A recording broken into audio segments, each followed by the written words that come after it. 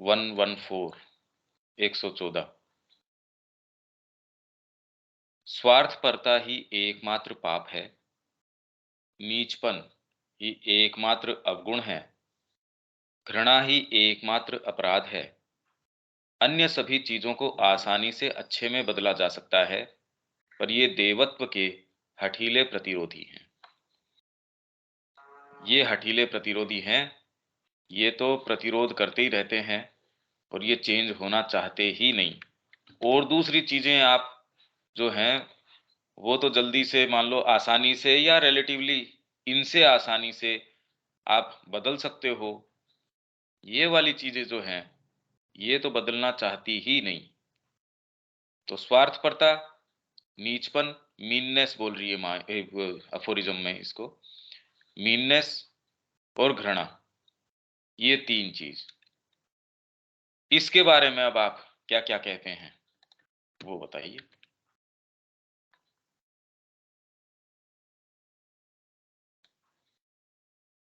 दीपक। ये हठीले प्रतिरोधी हैं ये 3।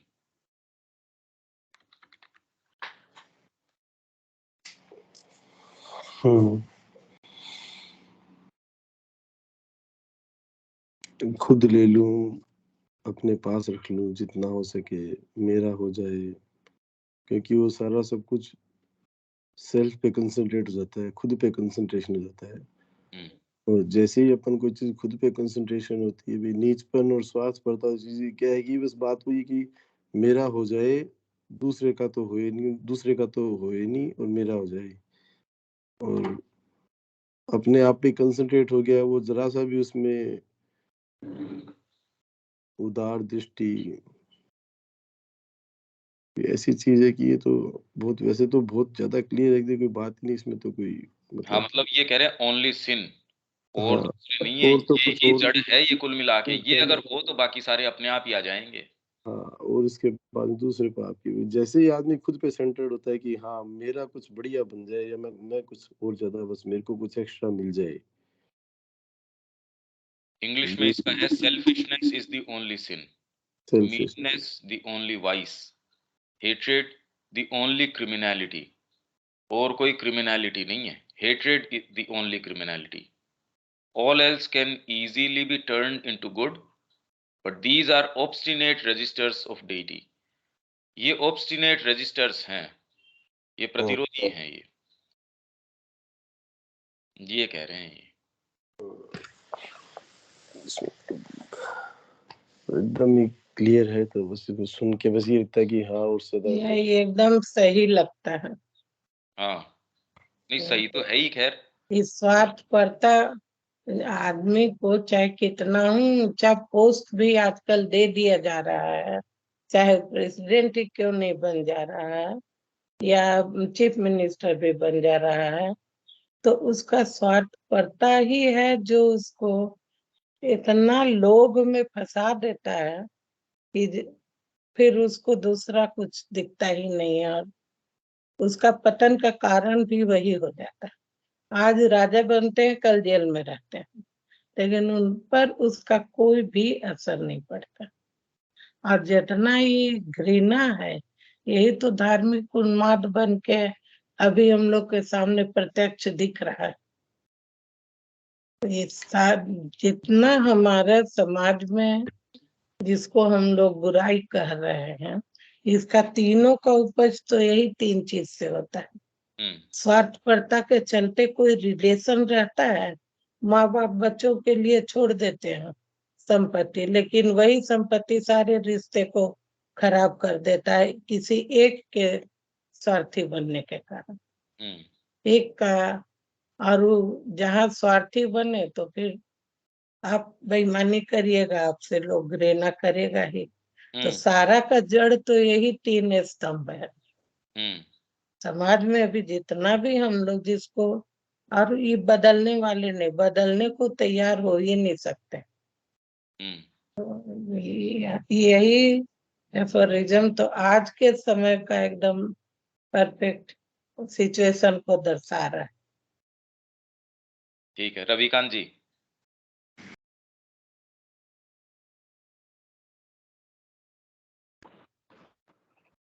हाँ, ठीक है साहब, जो सभ्या जी ने कहा है वही सब बातें हैं।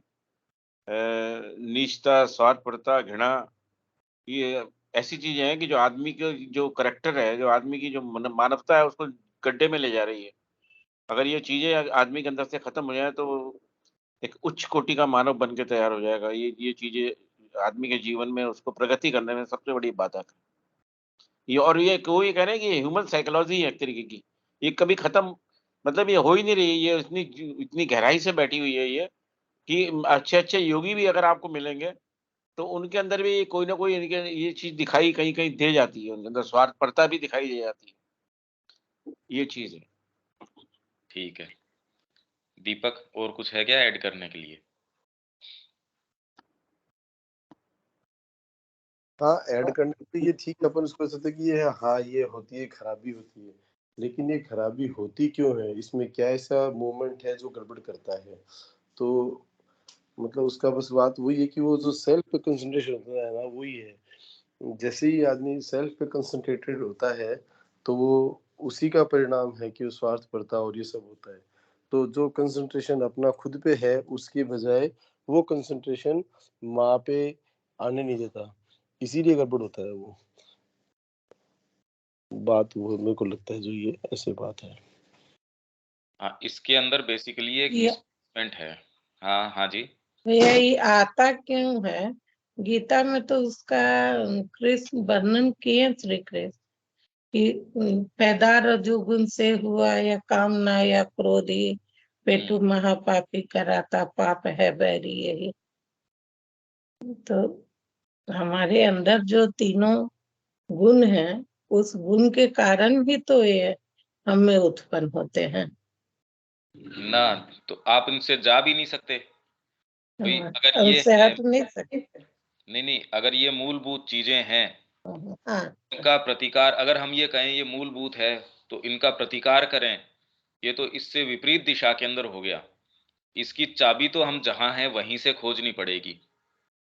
भाई आप ये कहते हम इन गुणों से अलग हो गए, तो वो भी फिर बाद में उसका तरीका भी गीता बता रही है हाँ, कि गुणों से परे कौन सी चीज है जो गुण के अंदर आती नहीं है। तो ये अब ट्रेस करना और शुरू ये कर, इसमें बात क्या है। तो इसके अंदर भाई ये कोई नई चीज इजाद नहीं हुई। हाँ जी, शब्या जी।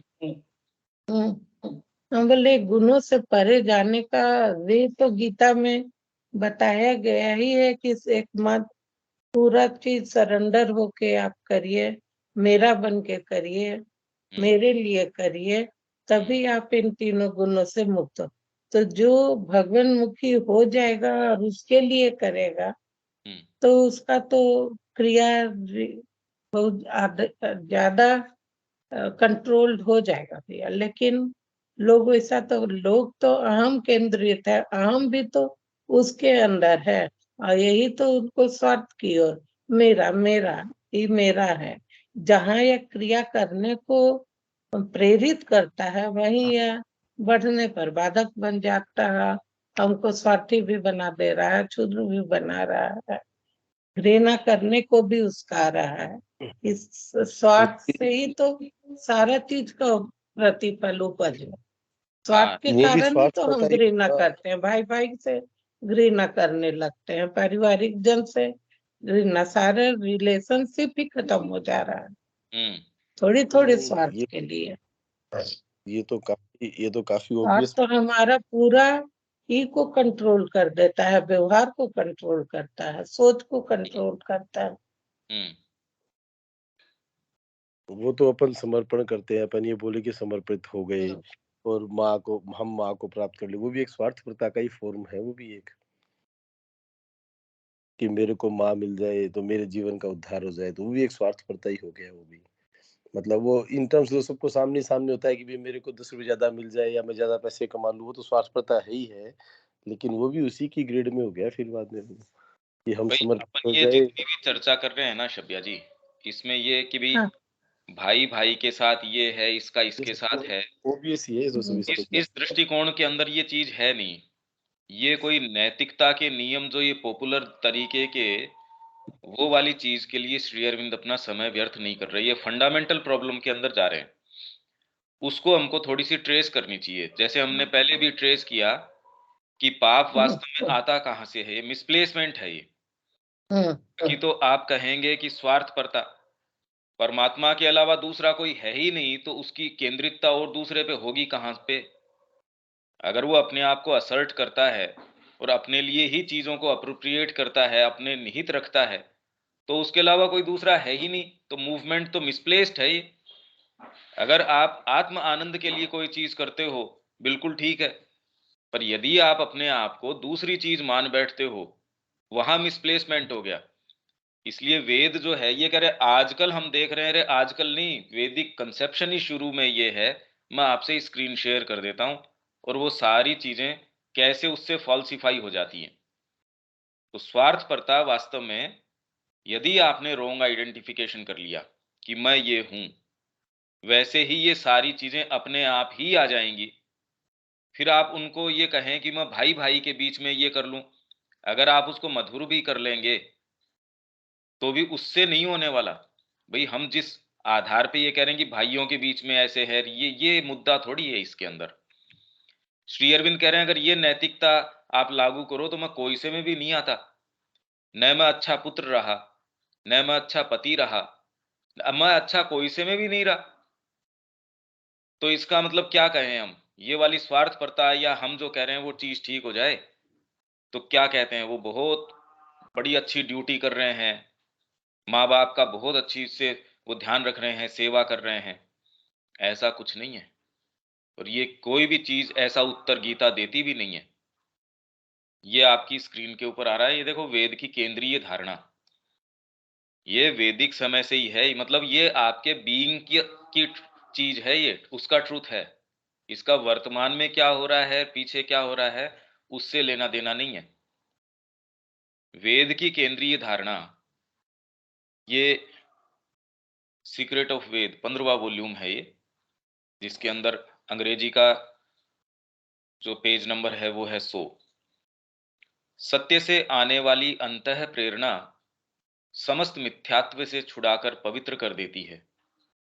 वहां से जो अंतः प्रेरणा आ रही है, समस्त मिथ्यात्व से छुड़ाकर पवित्र कर देती है, क्योंकि भारतीय विचार के अनुसार समस्त पाप महज मिथ्यापन है, कुप्रेरित भावावेग है, कुनिर्देशित इच्छा शक्ति और कर्म है। मतलब वो भाव अपने आप में ठीक है, केंद्रित किसके ऊपर है, वो उसके अंदर पाप भर देगा। अगर कुनिर्देशित इच्छा शक्ति और कर्म है, अर्जुन से काम तो वो सारे के सारे ही करवाए, पर उसको कहा यदि तू ये देखता है कि इससे तेरा लाभ है या कोई भी तेरे इसके अंदर कामना है या इससे तेरे को कुछ प्राप्त करना है या इसके परिणामों से बचना है, अगर ये कोई से भी कंसिडरेशन तेरे हों, चाहे इससे तेरी साधना हो जाएगी, ये कंसिडरेशन भी हो आपके, ये कुनिर्देशित इच्छा शक्ति है। तो भारतीय विचार के अनुसार समस्त पाप महज मिथ्यापन है, और सत्य से आने वाली अंतः प्रेरणा है, वो समस्त मिथ्यात्व से छुड़ाकर आपको पवित्र कर देती है। अब और क्या पवित्र करेगी वो? भाई ये तो साइकोलॉजिकल प्रक्रिया है, और फंडामेंटली सारा ही फर्क कर देगी, और बाहरी तरीके से कभी आप जज नहीं कर सकते। हम जो ये मानदंड जिनकी अभी बातें कर रहे हैं, सब मानव केंद्रित हैं ये, और ये एकदम दकियानुसी हैं, बिल्कुल दकियानुसी हैं। संसार में तो इनकी प्रैक्टिस हो नहीं रही अभी, और हो सकती भी नहीं वर्तमान में। कोई भी जिस तरीके के आदर्श हैं या कुछ भी है, अब लगता नहीं कि उनको कोई आधार है, जब तक कि अंतरात्मा की शक्ति आपके पास न हो। तो इनकी बातें बातें ही चल रही हैं, न तो आप खुद स्वयं प्रैक्टिस कर सकते। भाई यदि होना चाहिए ये चीज, तो आप करके देख लीजिए। आप माँ बाप के प्रति आप कहेंगे कि हमारी निष्ठा है, हम उनके लिए ईमानदारी से कार्य कर रहे हैं, पर जैसे ही अंतरात्मा की पुकार आ जाएगी, कौन सी वाली को मानेंगे, ये बताइए। उसके बीच में अगर राष्ट्र की पुकार आ जाएगी, कौन सी वाली को पहले आप मानेंगे? तो इसीलिए आपकी व्यक्तिगत मांग है, आपके शरीर के कुछ दावे हैं, आपके जो प्राणिक प्रकृति है, साइकोलॉजी है, उसके दावे हैं, मानसिक प्रकृति है, उसके दावे हैं। ये आपकी अपनी एक व्यष्टि सत्ता है, इंडिविजुअल बीइंग है। फिर बाद में आप कलेक्टिविटी के पार्ट बनना शुरू करते हैं, जिसमें आप परिवार के, आपका जो समुदाय है उसके, फिर आपके राष्ट्र के, फिर मनुष्य जाति के, इन सारों के अपने-अपने दावे हैं। तो जो घोर तामसिक व्यक्ति है उसको धीरे-धीरे कहते हैं यार और दावे हैं, उनको भी स्वीकार कर। पर यदि इनमें से ऊपर वाला दावा हो, परिवार का दावा हो, तो आप अपने व्यस्त जो आपके इंडिविजुअल बीइंग का दावा है, उसको उससे सबड्यू करते हो। समुदाय का हो, तो आप अपने छोटे जो कुल है या कुछ है, उसके हितों को एक बार थोड़ा-सा उससे सबड्यू करते हो। राष्ट्र का दावा हो, तो उसके अंदर उस सारे को आप उसके निहित रख देते हो।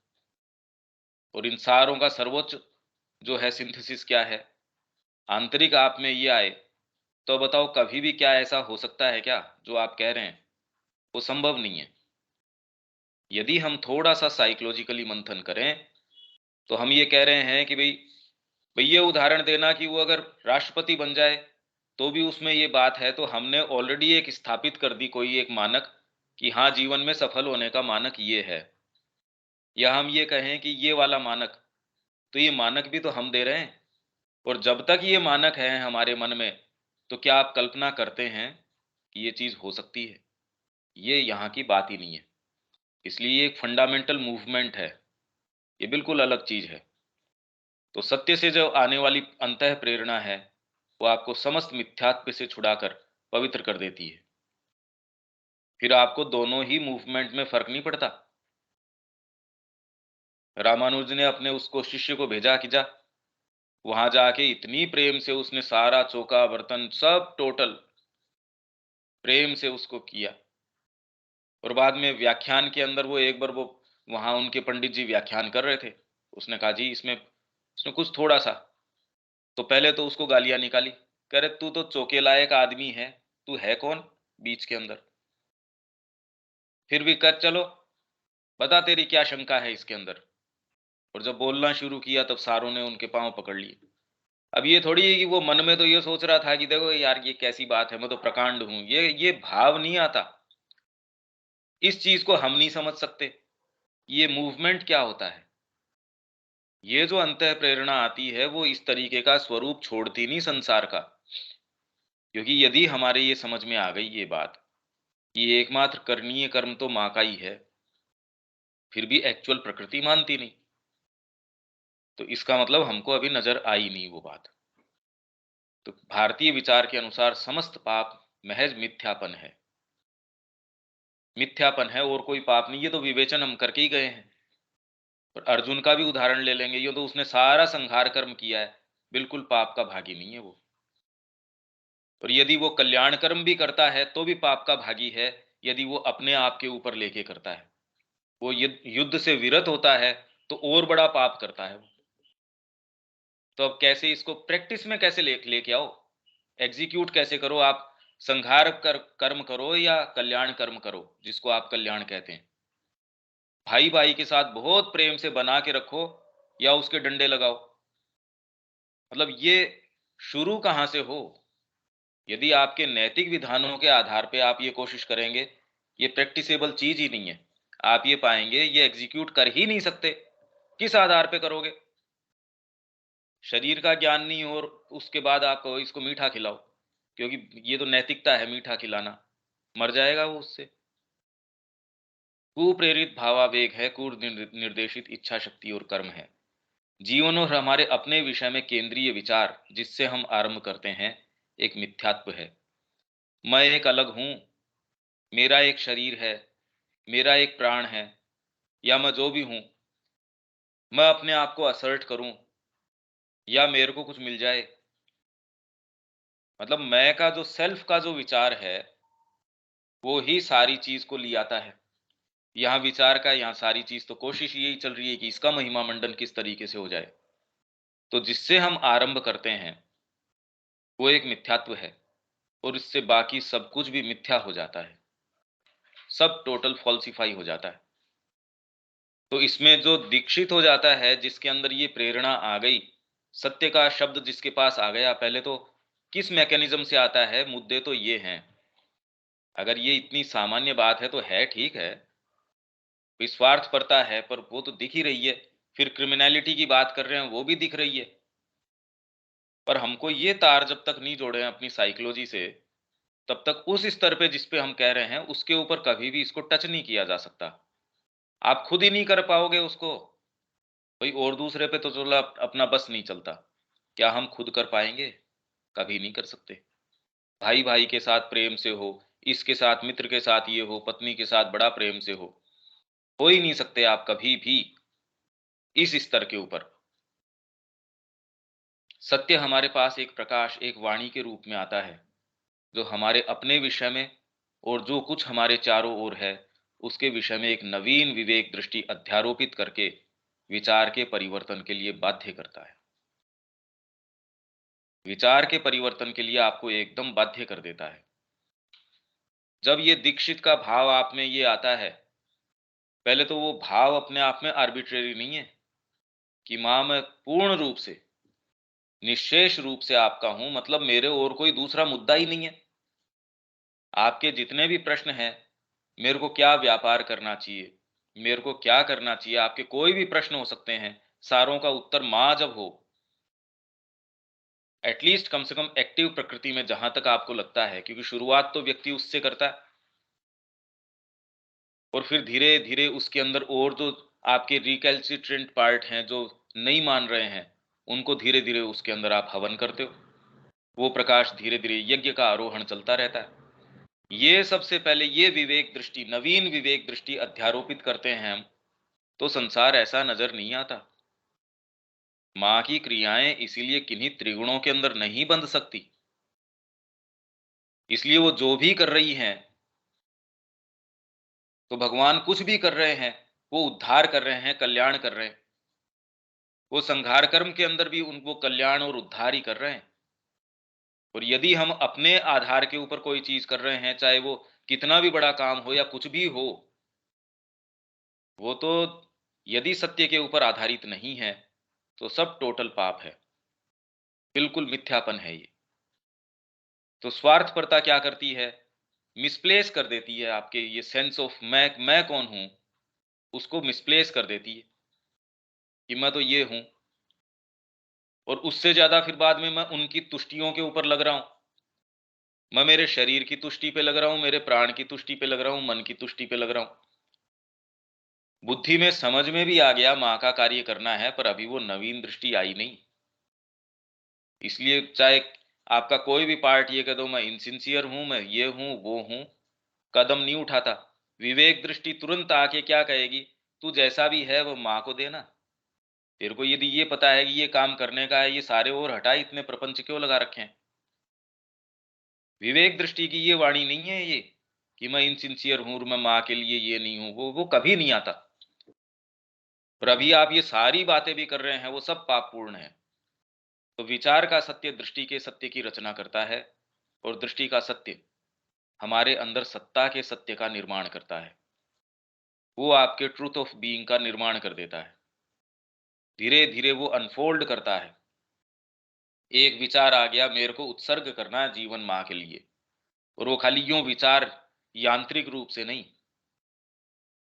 और ये आप पाएंगे आपके किन्हीं ये बाहरी सत्ता को तो इनमें कोई इंटरेस्ट ही नहीं है कि मां के निहित में अपने आप को समर्पित करूं।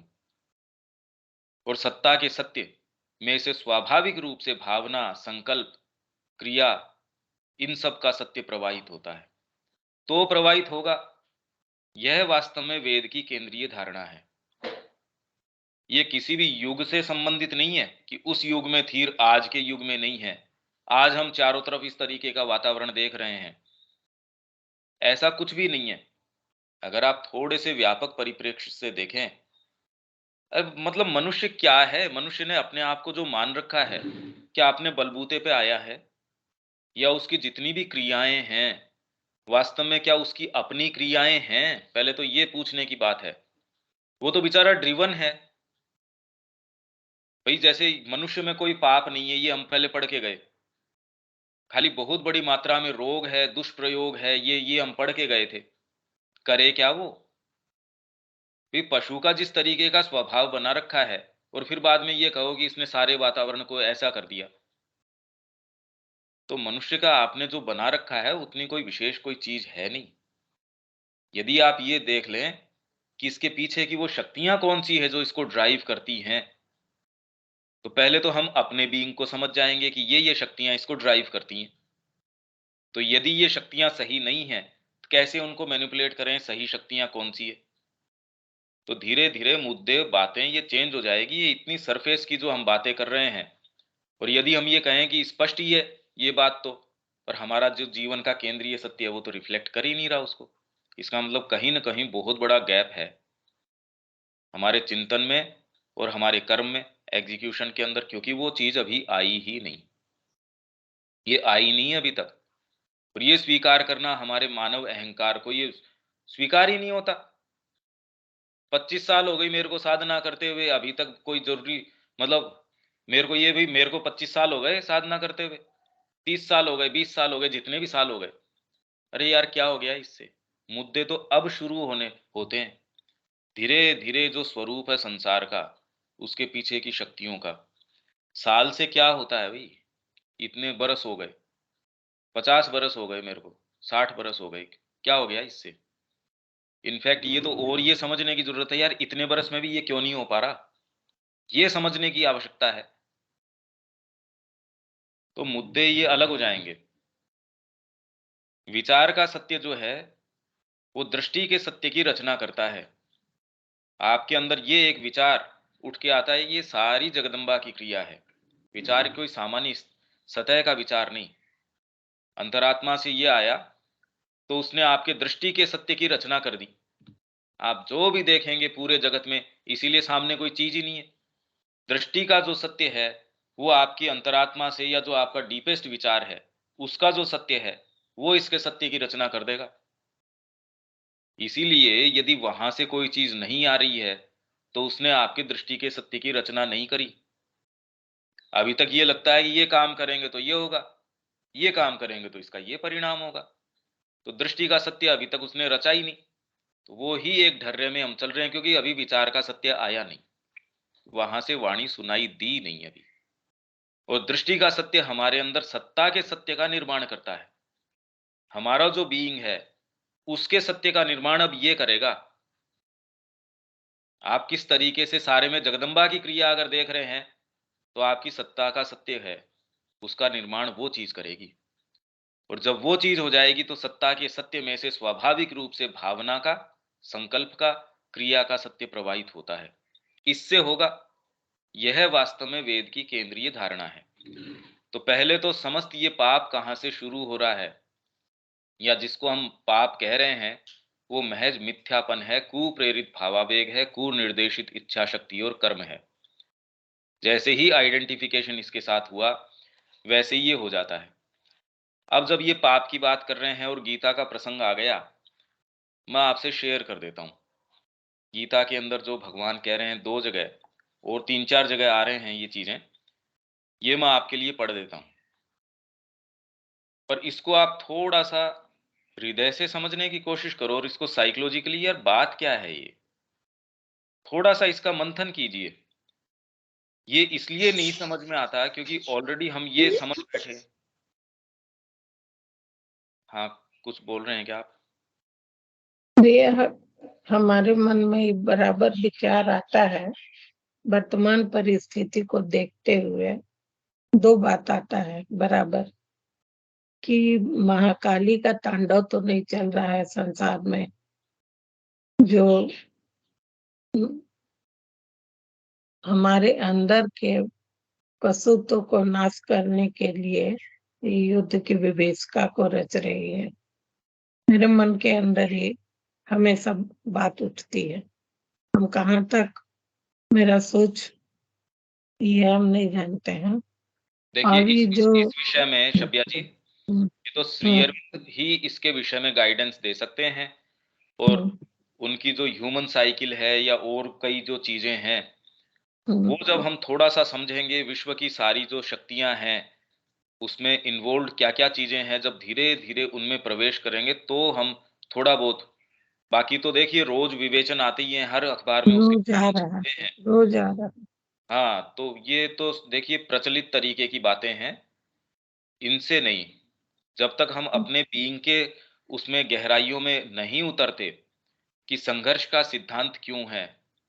इसमें हमको अपनी शक्तियों को, गीता के अंदर आ जाएगा ये बहुत सुंदर तरीके से। यदि आप इससे संहार कर्म से बचते हैं तो और भारी संहार कर्म है वो, उसके बड़े ज्यादा भारी परिणाम हैं।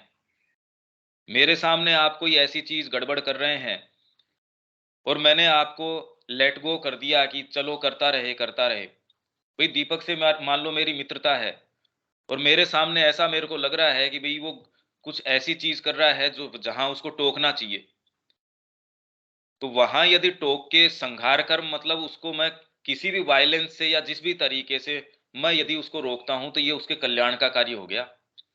बजाय यदि उसको मैं कहूं ठीक है तू ये करता रहे, तो संहार कर्म जो है जब तक चेतना में इस तरीके की चीज है, वर्तमान जो हमारा ढांचा है, इसलिए ईसा मसीह यदि उनको गालियां निकाल देता उस समय और शांत न रहता तो आज तक वो बेचारे इतने परेशान न रहते। गीता के अंदर कह रहे हैं श्री अरविंद। तो आध्यात्मिक तरीके से कई बार हम अपने भाव संवरण करके उसका अपने रिपरकशंस हैं उसके बहुत। तो आप इसको सोचते हैं कि हमने गर्दन काट दी उससे संहार हो गया और रिफ्रेन कर लिया अपने आप को उस कर्म से, वो और बड़ा संहार हो गया। तो यदि ये चीजों को धीरे धीरे धीरे धीरे हम समझेंगे, भाई जिस आंख से आप जगत को देख रहे हो यदि उसके अंदर दोष है, उससे जो रिपोर्ट और उसके आधार पे आप जो जो चीजें बनाएंगे वो अपने आप ही फॉल्सिफाई हो गई। यही तो वेद का केंद्रीय सत्य तो यही है। उसकी केंद्रीय धारणा ये है, जिस माध्यम से आप ये देख रहे हो वो तो सारी चीज ऑलरेडी आपका कर्म है, आपका चिंतन है, भाव है, ये सब कुप्रेरित हैं। अब उससे जो रिपोर्ट आएगी या उसके आधार पे आप कह रहे हैं जगत ऐसा है, ये ऐसा है, आप अपने अंदर देखिए ना भाई ये चीजें क्यों हैं। पहले तो ये चीज हम वहां यदि कर सके तो आप ये पाएंगे कि इसमें काफी चीजें तो वैसी सोल्व हो जाएंगी आपकी। तो श्री अरविंद के अलावा और कोई इसमें लाइट है नहीं। तो यदि आपको जगत को समझना है, अपने आप को समझना है, भविष्य में क्या होगा उसको समझना है, तो एकमात्र श्री अरविंद को समझना पड़ेगा, और कोई दूसरा तरीका नहीं है। आप व्यक्तियों के ऊपर या जो घटनाएं हैं उनके आधार पे चीजों को रखेंगे, और उसके कारण तो डीपर हैं, उसके लेयर्स तो डीप है। कोई अंकुरित हुआ, पौधा हुआ, पर आप ये देख नहीं रहे भी उसके बीज इस चीज का लगाया है। अब आप उसकी और बाकी डिटेल्स पर उसके कारण पे नहीं जा रहे कि उसमें निहित है ये बात। तो यदि ये चीज लेके आओगे तो ये वाले काम होंगे ही। तो यदि स्वार्थपरता मतलब रॉन्ग आइडेंटिफिकेशन करोगे उससे ये सारी चीजें आ ही जाएंगी। तो करना क्या चाहिए, यदि मूल में आप उसके बीज में चले जाते हैं तो आप कैसे कहें भाई ये चीज करो, इसमें मेरी भूमिका ये है, तो आप वास्तव में सही चीज में जा सकेंगे। इसमें श्री अरविंद के अलावा तो और कोई गाइडेंस है नहीं। माँ श्री अरविंद की वाणी के अलावा और कोई दूसरा दृष्टिकोण है ही नहीं। न अपनी व्यक्तिगत सत्ता के लिए और सामूहिक सत्ता के लिए तो श्री अरविंद के अलावा किसी ने और कोई काम किया नहीं। न इतिहास में किया, न संस्कृति के संबंध में किया, किया तो वो परिप्रेक्ष्य नहीं दे रहे। तो अंधे जैसे हाथी को टच कर रहे हैं, उनकी रिपोर्ट अब सारों को भी मिला लो तो भी वो ये नहीं बताती ये हाथी है। तो इसलिए ये तो जितना ही हम श्री अरविंद का अध्ययन करते हैं, इसीलिए मैं अभी ये कह रहा था कि जब तक हम इसमें मंथन नहीं करते और रोज वो ही बातें अगर रिपीट करते रह रहे हैं इतने महीनों बाद भी, इसका मतलब ये हम ऑलरेडी मान बैठे कि हम जो देख रहे हैं वैसे ही है चीजें। हम जैसा सोच रहे हैं, चिंतन कर रहे हैं, चीजें वैसी हैं, वैसी नहीं है, ऐसी है ही नहीं। ये चीज हमारे प्रवेश नहीं कर रही कितने दिन से, और वो ही रेटरिक है। हमने कुछ चीजें, कोई कोटेशन पढ़ लिया कुछ और है, वो उसी को बार बार बार बार बोल रहे हैं। अरे यार कल वाला कोटेशन आज लागू नहीं हो सकता। माँ का कोटेशन भी आपको आज बिल्कुल नया अगर रेवलेशन नहीं देता, यदि आप उसके अंदर और गहराई से नहीं जा पाते, वो भी डेड चीज है। माँ ने अपनी ही जो कृतियां हैं उनको वापस देखा, रे ओहो ये क्या हो गया, कितनी जीवंत थी ये, अब तो कितनी डेड जैसी महसूस होती है माँ खुद की वाणी को देख के। वो ये कह रही है, और माँ ने कहा कोई आदमी इस पे ध्यान नहीं देता कि जो डेट्स हैं मेरी टॉक्स की, उस पे लोग जनरली उसको इग्नोर कर देते हैं, जबकि कितनी महत्वपूर्ण है ये। इससे चेतना की स्थिति पूरा ये पता चलता है। ये देखो क्या तो ये थोड़ा थोड़ा थोड़ा थोड़ा आप कुछ तो इसमें कीजिए। ये सेम वही बातें अगर आती हैं तो ये श्री अरविंद के आगे जो आने वाली चीजें हैं जो हमको परिप्रेक्ष्य प्रदान करेंगे उसमें कैसे प्रवेश करेंगे हम, ये है। अब मैं गीता का आपसे मैंने शेयर किया है ये 2 प्रसंग मैं आपके सामने पढ़ देता हूं। ये दूसरा अध्याय है, दूसरे अध्याय का 38वां श्लोक है। सुख दुख लाभ अलाभ जय पराजय में समता रख और तब युद्ध कर, इससे तू पाप को प्राप्त नहीं होगा। एक तो ये है, तू पाप को प्राप्त नहीं होगा। तो यहां हम जो पाप की परिकल्पना कर रहे हैं, आप जो कह रहे हैं सारे जगत में इस तरीके का हो रहा है, उस तरीके का हो रहा है, तो ये पाप को प्राप्त नहीं होगा, उससे क्या काम करवा रहे हैं? युद्ध कर। तो अब जितने भी युद्ध कर रहे हैं वो पाप के भागी हैं, नहीं है? या इनफैक्ट आप किसी का कल्याण करने की भी सोच रहे हो तो भी पाप है ये। अगर आप परोपकार की सोचते हो तो भी पाप है, क्योंकि कहीं न कहीं आपके ये है कि भगवान तो नहीं कर सक रहा था, उसकी व्यवस्था में खोट है, मैं कर रहा हूं। नहीं तो मन में अराइज कैसे हो सकती है ये कि मैं किसी का कल्याण कर दूं, मैं किसी का परोपकार कर दूं। तो ये मूवमेंट, और परोपकार करते भी हैं, साधु है, संत है, ऋषि है, गुरु है, ये तो अपने आप के अंदर वो कह रहे हैं उनकी मोक्षदायी नहीं है गुरु का वाक्य, तो वो सोच के थोड़ी कर रहा है ये। माँ की क्रिया जो है अपने आप के अंदर आपके सारे पापों को नष्ट कर देगी। कैसे? तो वो करते क्या हैं? बाहरी कर्म से आप इसको डिटरमिन नहीं कर सकते। और आपने जो नैतिकता मान रखी है, ऐसा हो जाए परिवार के अंदर, समाज में सब ऐसे रहें, ये खाली आपकी भौतिक प्रकृति कहती है। आपकी एक खाली भौतिक, प्राणिक प्रकृति भी नहीं कहती है कि सारे सुख में आ जाएं, खाली भौतिक प्रकृति कहती है जिसको पशु के जो जो कंफर्ट्स हैं वो चाहिए। प्राणिक प्रकृति तो इसको मानती नहीं, वो तो अभियान चाहती है, उसको कोई फर्क नहीं पड़ता। वो तो रक्तपात चाहती है, रक्त के मतलब उसको तो नए नए तरीके चाहिए। देखो आप इन सभ्यताओं की, चाइनीज हैं, जापानीज हैं, इनके अंदर टॉर्चर करने के कैसे कैसे तरीके थे, यूं भी मार सकते थे वो। तो ये प्रकृति तो आप अगर उससे पूछें उसके अंदर क्या क्या डिमांड हैं, तो आप जो बातें कर रहे हैं वो खाली आपकी निरी जो एकदम पशुतुल्य प्रकृति है उसकी बातें कर रहे हैं। अभी जो बातें कर रहे हैं उसमें कोई डीपर लाइट नहीं है। और हमको ये लगता है कि भी ये बड़ी नैतिकता की बातें हैं, ये खाली आपकी जो दकियानूसी बाहरी भौतिक प्रकृति है जो एकदम सुख आराम चाहती है। अरे यार इसको तकलीफ हुई, इसके खून निकला तो चलो मैं इसके मरहम कर देता हूं। तो ये खाली आपकी श्रिंकिंग है उस खून को देख के, और कुछ नहीं है। दुर्गा तो इस चीज को प्रैक्टिस करती नहीं, न जगत में हम इस तरीके की कोई चीज देखते। तो भगवान तो इसके अंदर कोई आप जो कह रहे हैं उस चीज में रस लेता नजर नहीं आता। तो अर्जुन की जो विषाद जनित दलीलें थी, संघार कर्म से पीछे हटने की जो दलीलें थी, पाप बोध जन्य दलीलें तथा कर्म के दुष्परिणाम की आशंका की दलीलें थी, कर्म का जो दुष्परिणाम आएगा, हम इनको मार डालेंगे, हे केशव क्या होगा? जो स्त्रियां हैं वो दुष्ट हो जाएंगी, जो इंटरकास्ट मैरिज होनी शुरू हो जाएगी, यहाँ वर्ण संकर पैदा हो जाएगा, और फिर बाद में हमारे पितरों को जो है पिंडदान कौन करेगा, तर्पण कौन करेगा उनका? जो पितर हैं फिर बाद में वो जो स्वर्ग से नीचे गिर जाएंगे।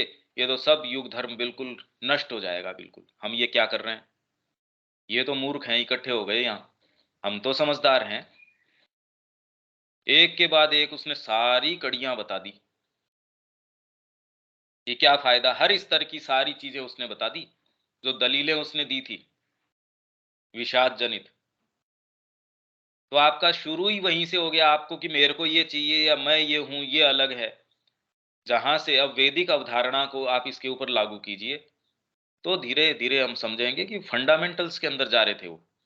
और संसार आप जो सोच रहे हैं वैसा नहीं है। उसकी उस चीज ने सारी चीज को पाप जनित कर दिया। वो जैसे धर्म का निरूपण कर रहा है और कर रहा है, दिखने में तो इसीलिए कृष्ण कहते हैं कि बातें तो पंडितों की सी कर रहा है, पर पंडित तो जो उसके लिए शोच करते नहीं, जो चला गया या जो आ रहा है या जा रहा है उसके लिए तो शोक करता नहीं। और तू बातें पंडितों की सी कर रहा है। ये सब फॉल्सिफाई हो जाता है, माँ की बातें, उसकी बातें, और इसके तरीके से हम ये कर रहे हैं। कुछ नहीं, दीक्षित ऐसी कोई बातें नहीं करता, ऐसी कोई ज्ञान की दलीलें देता ही नहीं। जिसमें ये आ गई वो फिर बाद में मुद्दों की बात करता है, वो कम्युनिकेट कैसे करें। उन सब का उत्तर अर्जुन की जाति और युग के उच्चतम ज्ञान और श्रेष्ठ नैतिक आदर्श के अनुसार दिया जा चुका है। अब हमें देखना है कि अर्जुन की कठिनाई और इनकार के मूल में जो समस्या है उसके दृष्टिकोण से तथा अत्यंत स्पष्ट और निश्चयात्मक शब्दों में इस समाधान का क्या अभिप्राय है। एक मनुष्य तथा सामाजिक प्राणी के रूप में उसका कर्तव्य क्षत्रिय के उच्च धर्म का पालन करना है। ठीक वो ही बात इसके अंदर आ रही है। आप ये कह रहे हैं देखो भाई भाई का इसके साथ है, इसका इसके साथ है।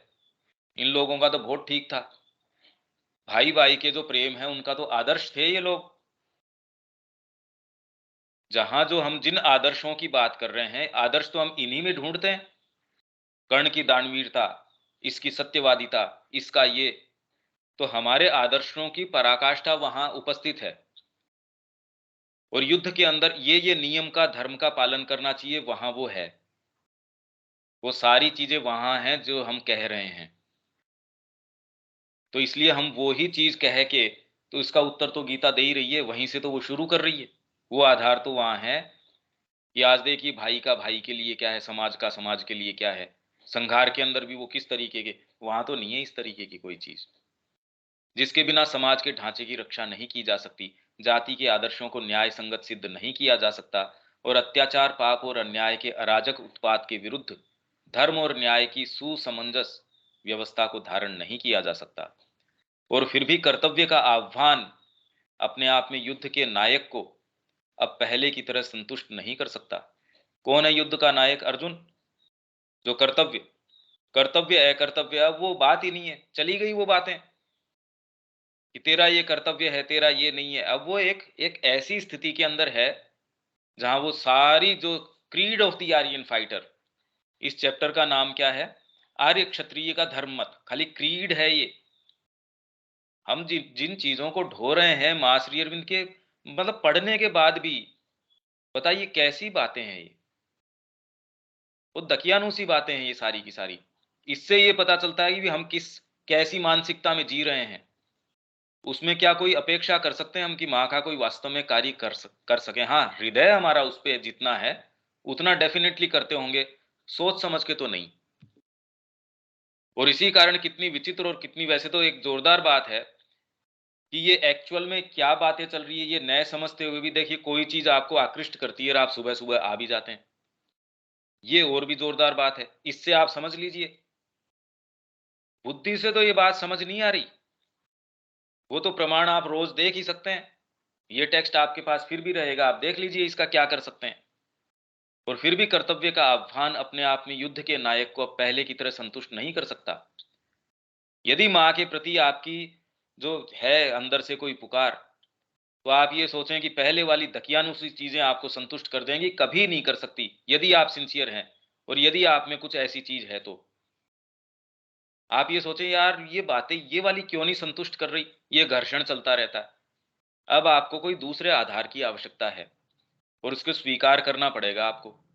आज नहीं करोगे कल स्थितियां और बुरी होंगी। अगर आज टैकल उसको नहीं करते रोग को, वो और विकराल रूप धारण कर लेगा आपका। आपको ये मीट करना ही पड़ेगा अपने जीवन में। इस प्रश्न का उत्तर आपको देना ही पड़ेगा। आप कितनी आंख बंद कर सकते हैं इससे? यदि आपके अंदर ये प्रश्न है तो जीवन का सत्य इससे आएगा। और आपका जो एक्चुअल में स्वार्थपरता है उसका लिंचपिन, उसका केंद्र भी यही है कि आपकी केंद्रितता वहां कब होएगी।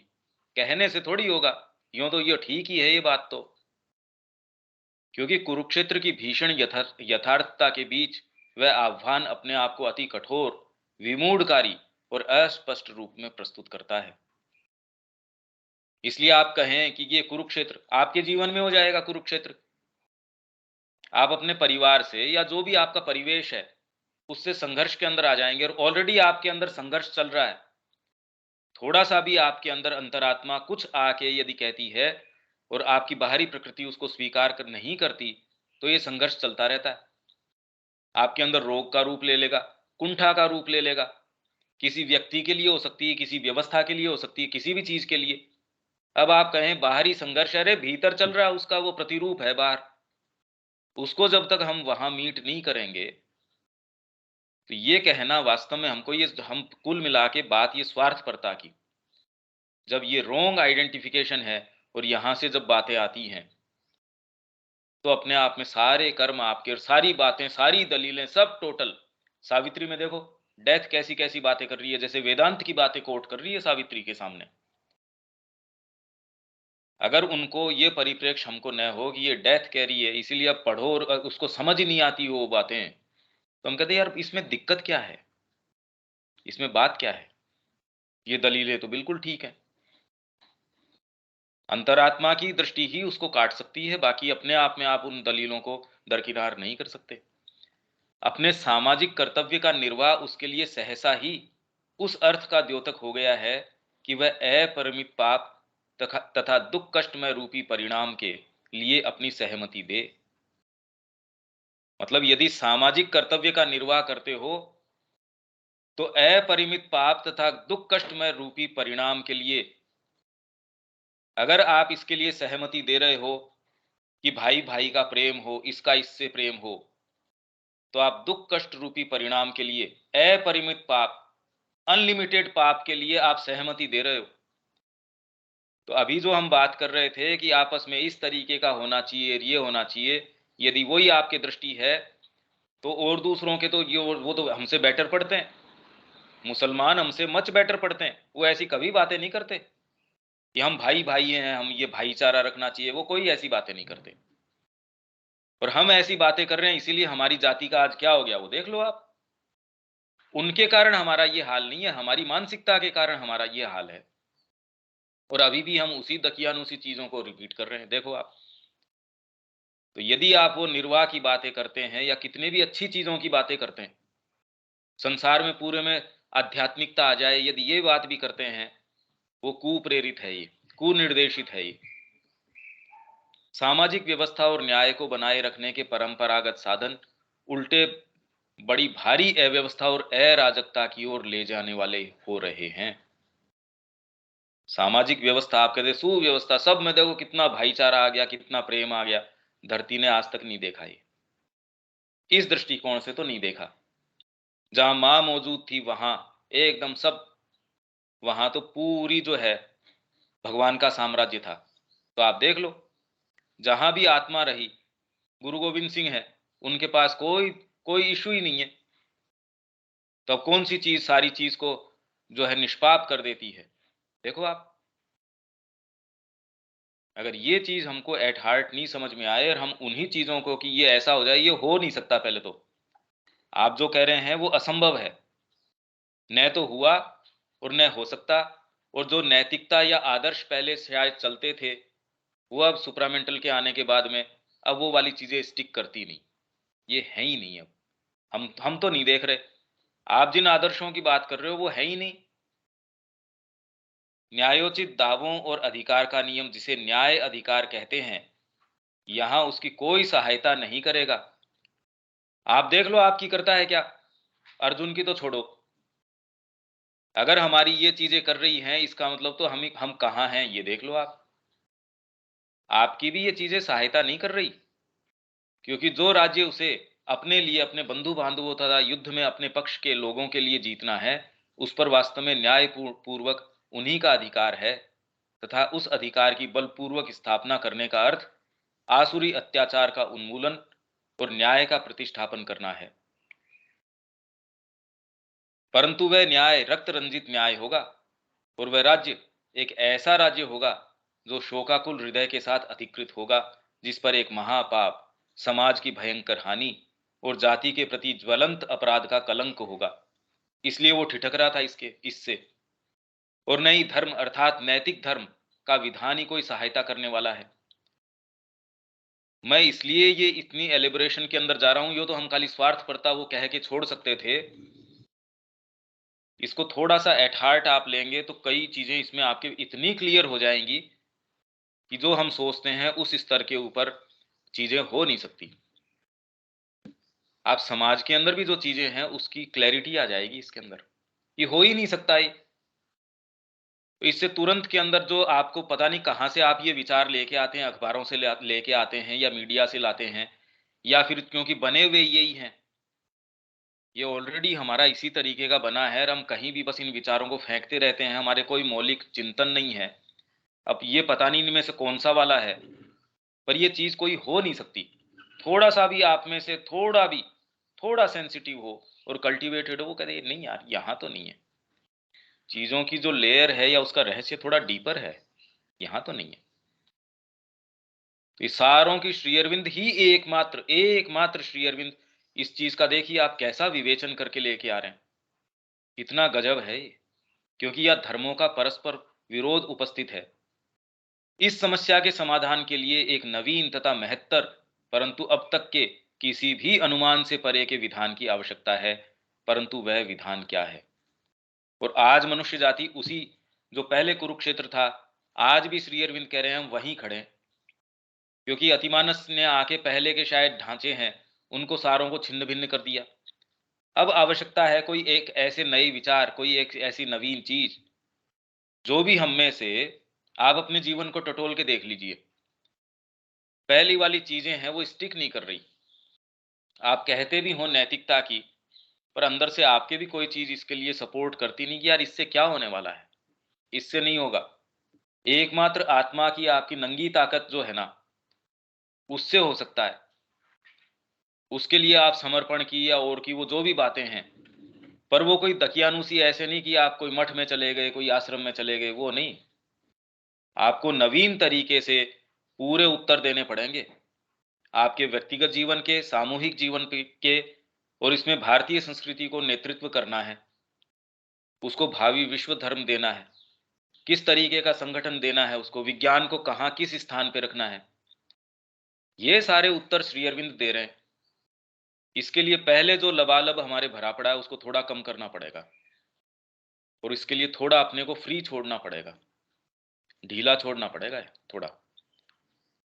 जो इंटेंसिटी, जिसको सो कॉल्ड हम इंटेंसिटी मानते हैं, वो कुछ नहीं, ये यांत्रिकता है वो। क्योंकि अपने कर्म से अलग हट जाना, साधुओं के जैसी अकर्मण्यता का सहारा ले लेना, तथा असंतोषकर तरीकों और हेतुओं से युक्त इस अपूर्ण संसार को उसके अपने ही साधनों के भरोसे त्याग देना, इस समस्या का एक सहज ही कल्पनीय संभव समाधान है, जिसे लागू करना भी आसान है। परंतु यह तो ठीक उस ग्रंथि मात्र को ही काट देना होगा जिसकी श्री गुरु ने बलपूर्वक मना ही की है। इसलिए जो कन्वेंशनल स्पिरिचुअलिटी है, मेरे को मतलब नहीं है इससे, अरे तो तेरे को मतलब नहीं है इससे, तो फिर बाद में राजनीति जिस तरीके की है वो वैसी रह जाएगी, जगत जिस तरीके का वैसा ही रह जाएगा। इसलिए श्री अरविंद ने कहा कि हमारी जो आध्यात्मिकता है, जीवन से कोई पलायन नहीं है, जीवन को भागवत पूर्णता से परिपूर्ण करना है। पर वो कब करना है परिपूर्ण का मतलब ये नहीं कि सारों के सोफा सेट लग जाए, एसी लग जाए, सारों के ये बड़े बड़े ये सारी चीजें लग जाए, जितने भी विज्ञान के नवीनतम गैजेट्स हैं या उसकी सारी चीजें वो लग जाएं। क्योंकि समस्या तो हमारी निम्न प्रकृति की है, उसकी कोई बात करता नहीं कि ये समस्याएं अराइज कहां से हो रही हैं। किंतु इस जगत के स्वामी, जो मनुष्य के सब कर्मों के स्वामी हैं, और इस जगत जिनकी, और यह जगत जिनकी एक कर्म भूमि है, द्वारा मनुष्य से कर्म की मांग की जाती है। भले वह कर्म अहम भाव के द्वारा तथा सीमित मानव बुद्धि के अज्ञान या आंशिक प्रकाश में किया जाए, या फिर यह अंतर्दर्शन तथा प्रेरणा के एक अधिक उच्च तथा अधिक व्यापक दृष्टि वाले स्तर से प्रवर्तित हो। इसीलिए इनका कोई प्रभाव नहीं है। जो ये पलायन कर जा रहे हैं, हम तो आध्यात्मिकता में हैं, तेरे इस निष्कर्मण्यता के कारण जो स्थितियां हैं वो देख। और फिर इस संघार कर्म विशेष को अमंगलकारी बताकर इसका परित्याग कर देना एक दूसरे प्रकार का समाधान होगा, जो कि अदूरदर्शी नैतिकतावादी अथवा उपदेशात्मक मन का बना बनाया उपाय है। जैसी बातें आप कर रहे थे अभी, कुछ नहीं है वो, अदूरदर्शी नैतिकतावादी है, उपदेशात्मक मन है, हमको ऐसा करना चाहिए, हमको ऐसा होना चाहिए। ये उपदेशात्मक मन का बना बनाया उपाय है, जो ऐसी आपके सामने चीजें फेंकता है और भीतर जाके वो कहता मेरे को कुछ करना नहीं है। मैं माँ के सामने गिड़गिड़ाता हूं, मैं ये करना, कितना बुरा लगता होगा। मुद्दा तो ये यार, उठो और करो, चलो पथ के ऊपर चलो। परंतु इस प्रकार की टालमटोल के लिए श्री गुरु अपनी सहमति अस्वीकार कर देते हैं। वो अस्वीकार कर देते हैं। अर्जुन की कर्म से निवृत्ति एक और अधिक बड़े पाप और बुराई का कारण बनेगी। यदि इसका कुछ परिणाम हुआ भी तो वह होगा अन्याय और अनाचार की विजय तथा भगवत कार्यों के यंत्र रूप बने रहने के उसके अपने ही महाव्रत का परित्याग। तो मां के निमित्त यदि चलोगे तो आपको जो कर्म आपको लगता है यार ये तो घोर राजसिक कर्म है या ये वाला कर्म है, कुछ नहीं, आपको कोई से भी फर्क नहीं पड़ता। व्याख्यान भी कर रहे हो तो भी दिक्कत नहीं है, अगर संहार कर्म कर रहे हो तो भी दिक्कत नहीं है, शांति से बैठे हो तो भी दिक्कत नहीं है। वो कह रहे मेरे को अगर भोजन की लालसा वो लगाती है तो मेरे को कहाँ दिक्कत आ रही है, प्रेम से करेंगे ना भोजन। नहीं तो आपके सारे समय ये चिंता लगी रहती है, मैं अपने उस चीज से नीचे तो नहीं गिर गया, मैं ये तो नहीं हो गया, मैं अपने आप को पवित्र कर लूं, मेरे अंदर अहंकार नहीं रहे, मेरे अंदर ये नहीं रहे। अब बताओ छोटा सा एक सीमित बुलबुला है, वो कहते मेरा ये नहीं हो जाए, मेरा ये नहीं हो जाएगा। यदि आइडेंटिफिकेशन बुलबुले से है तो आपकी इटर्निटी कितनी लंबी हो सकती है ये बताओ। यदि अथाह समुद्र से आपका जो है आइडेंटिफिकेशन है तो पता नहीं कि कितने बुलबुले उठते रहेंगे, कितना क्या क्या होता रहेगा। यहां तक आप इसका मंथन कीजिए। और एक्चुअल जो अब इसमें बात है वो ये, और इसके बाद में कल हम यहां से दोबारा लेते हैं, क्योंकि अभी तो अपना समय हो गया। अभी थोड़ा इसमें गहराई से मंथन करने की आवश्यकता है। और हमने जो मान बैठा है जो नैतिकता है वो तो कोई मानता ही नहीं और न प्रैक्टिस करी जा रही दुनिया के अंदर। तो ये वहम यदि किसी के भी है तो वो तो जल्दी छोड़ ही देना चाहिए। इसको कल यहां से अपन लेंगे। आप सबके पास ये पुस्तक है, अपनी कमेंट्री का ये पहला भाग है, दूसरा अध्याय है जिसका अपन ने श्लोक नंबर बताया 21, और पेज नंबर अपन जो पढ़ रहे थे 59, 58, 59, 60, ये पेज नंबर्स हैं। आप इसका थोड़ा सा अध्ययन कीजिए। और ये जो आदत है हाँ हाँ हाँ हाँ ये नहीं, क्या बात है ये, अगर यही होती तो मेरा जीवन ऐसा क्यों, तो ये पहला प्रश्न कर लो। और आज की जो स्थितियां उसका कारण क्या, खाली ये एकमात्र श्री अरविंद उसका उत्तर दे सकते हैं। तो हम पहले ही न मान बैठे कि हमको सारी चीजों का ज्ञान है या हम समझ गए, ये ऐसा नहीं। खोजो उसका उत्तर, फिर आप पाओगे कि 100 वर्ष पहले श्री अरविंद जो बातें कह रहे थे आज तक मनुष्य जाति समझने की तैयारी में भी नहीं है, उसको वहां नहीं है। क्या हम जितना समझते हैं उतना ही कोई है ही नहीं क्या धरती के ऊपर, ऐसा ऐसा नहीं है। तो अगर हमारे समझदारी है तो सबसे पहली समझदारी ये आएगी कि हम महामूर्ख हैं, यहां नहीं है। और हम जो हाँ हाँ की आदत है वो एक बार रोकें कम से कम। हम इसको यहां से कल फिर पकड़ेंगे, क्योंकि बात तो चल रही थी स्वार्थपरता की, पर रोंग आइडेंटिफिकेशन कैसे क्या लेके आता है। गीता की भी जब बात आई, ये हमको बहुत सारी चीजें प्रदान करता है। हमको जीवन में क्या करना चाहिए, ये प्रैक्टिकल एस्पेक्ट नैतिकता के आधार पे अब नहीं हो सकता, जिसको सो कॉल्ड नैतिकता कह रहे हैं। न तो करी जा सकती, न आप स्वयं कोशिश करके देख लो, ये हो नहीं सकती, फंडामेंटली रोंग है ये। हाँ दीपक।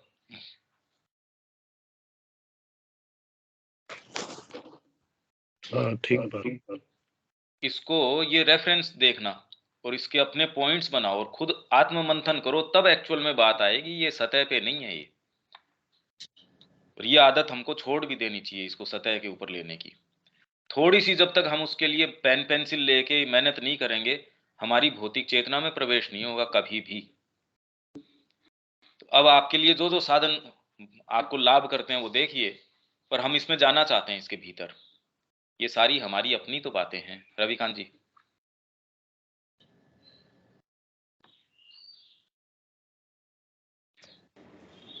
इसलिए क्या है कि हमने इतने दिन से चर्चा कर रहे हैं, अगर हमारे जीवन में रूपांतरण नहीं आता है और हम वहीं के वहीं हैं हाँ तो फिर चर्चा बेकार है। और मैं तो अगर थोड़ा सा दृष्टिकोण में फर्क आया है। मैं ये अहंकार स्वरूप मत लीजिएगा इसको, और धीरे धीरे आएगा। और आपकी पूरी कोशिश यही है कि किसी तरह से हम जो 7-8 लोग हैं इनका जीवन कुछ तो हमारे अंदर चेंज आए। वरना आपकी जो जो आपकी जो टीस है वो यही तो टीस है कि कम से कम हम जो सुन रहे हैं कुछ तो बदले हम, वरना ऐसे हम बैठ जाएंगे रोज सुबह उठ के तो फिर इसका कोई नतीजा नहीं निकलेगा। ये मेन चीज। हाँ, नहीं, पर बढ़िया बात ये है कि आप में कोई ऐसी चीज है जो बुद्धि के नए समझने के बावजूद भी उसको कोई चीज अच्छी लगती है और वो आकृष्ट करती है। ये भाग अवश्य है। जी हाँ, हाँ। हाँ, और इसके अंदर यही मैं कह रहा हूँ कि आगे श्री अरविंद का सारा साहित्य पड़ा है। यदि हम अपना दृष्टिकोण चेंज न करें, ग्रहणशीलता में परिवर्तन न करें, ये एक असंभव चीज हो रही है। ये दोबारा भैया कभी पढ़ते हम लोग पढ़ रहे हैं। इसके अंदर दोबारा हम कैसे कल्पना कर सकते हैं कि ये चीज दोबारा होगी? भाई, एक बार हमको ये एक कितना बड़ी एक सुप्रीम अपॉर्चुनिटी मिल रही है, श्री अरविंद का साहित्य। ये हमारे लिए ऐसा होना चाहिए कि दुनिया की सबसे कीमती निधि है। इसके अंदर मैं और आप वो बीच में कोई नहीं है, मेरा व्यक्तित्व या आपका व्यक्तित्व, ये नहीं है। ये तो श्री अरविंद की वाणी है और सबसे कीमती चॉइसेस्ट उनकी जो जो सबसे इंपॉर्टेंट अपने को लगा, क्योंकि भी समाहित करनी थी। अब कितने एक वॉल्यूम, ये तो समग्र साहित्य है ही उनका, और यदि चॉइसेस्ट उसको लेना है, ये सारा साहित्य हमारे सामने आने वाला है, कुछ तो उसका जो अमृत है उसका पान करना ही चाहिए। ये दोबारा ये संभावना नहीं मिल पाएगी। ये पहली बार अपने को मिल रही है, क्योंकि पता नहीं आगे क्या संभावना खुलेंगी, पर ये खुलेगी नहीं खुलेगी इसका नहीं पता।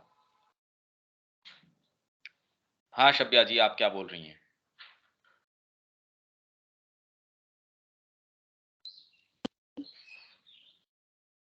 ना पढ़े हैं और इस पर लिख रहे हैं, मंथन कर रहे हैं, तो आप जहाँ पहुंचे हैं हम लोग वो एकदम अभी तो एकदम ऊपर ऊपर है। वे पढ़ के भी वहां तक कहाँ घुस पा रहे हैं, और समझ में नहीं आ रहा है कि क्या होगा। लेकिन हाँ, बार बार पढ़ने से कुछ तो खुलता है, जैसे और किताब में खुल रहा है, कुछ तो खुलेगा। जहाँ जो बंद है वो बंद पर्दा हटेगा, तब हम लोग भी वो ऐसा ही देखेंगे जैसे आप देख रहे हैं, या हो सकता है और आगे बढ़ जाए। नहीं, जाना ही चाहिए, और यही कोई अंतिम थोड़ी है, ये तो रोज आगे अंतिम नहीं। जाएगा। और आपके अंदर जो चीज है, आपके अनुसार नए तरीके से श्री अरविंद की वाणी आपको प्राप्त होगी। हाँ, हाँ, तो इसके अंदर वो यही होता है कि एक ही लाइन पढ़ के चार लोग चार बात समझ रहा है। पर इसका तरीका, मैं तो खाली ये कह रहा हूँ कि तरीका चेंज कीजिए। इसको कैसे आप लेते हैं उसका बस, और कोई बात नहीं है। फिर आप कैसे लेंगे, श्री अरविंद का सारा साहित्य आपके पास है, और ये आप हाँ, सबके पास लगभग के पास ये पुस्तक है।